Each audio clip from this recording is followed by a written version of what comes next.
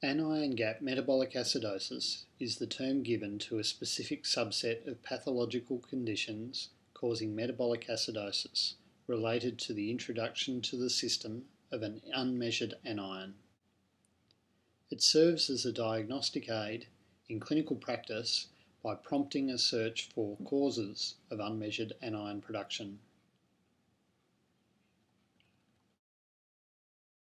The law of electrical neutrality means that all positively charged ions in the blood must be equalled by the negatively charged anions. The majority of positive charges are due to sodium and potassium ions.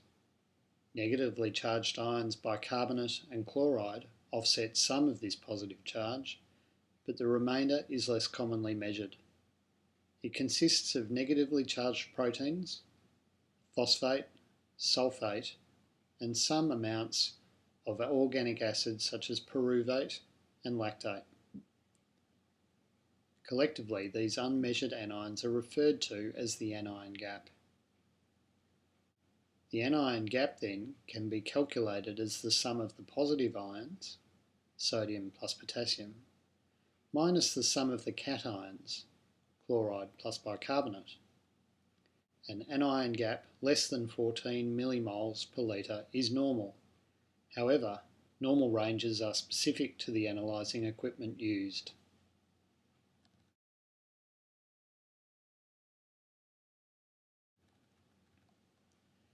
An anion gap greater than 14 therefore suggests the presence of an anion that cannot be measured.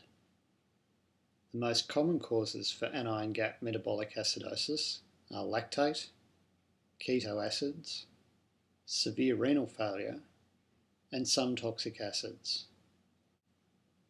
The mnemonic mud piles is a simple way of remembering an extended list of common causes.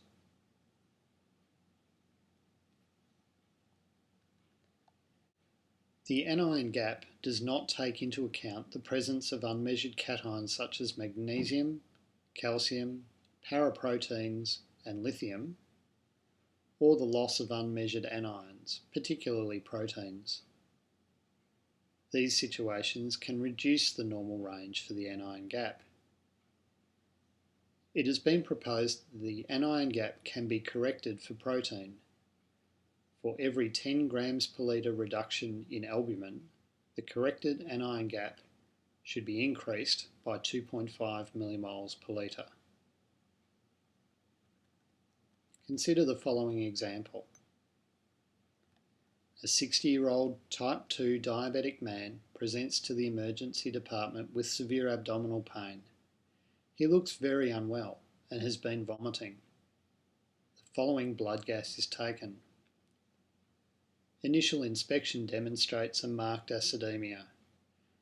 Recall that anion gap can be calculated from the difference between the positive ions and the negative anions. In this case, the anion gap is 27. Although we need a protein, magnesium and calcium level to be sure, this is likely to be high. This raises the possibility of lactic acidosis, diabetic ketoacidosis, and severe renal failure.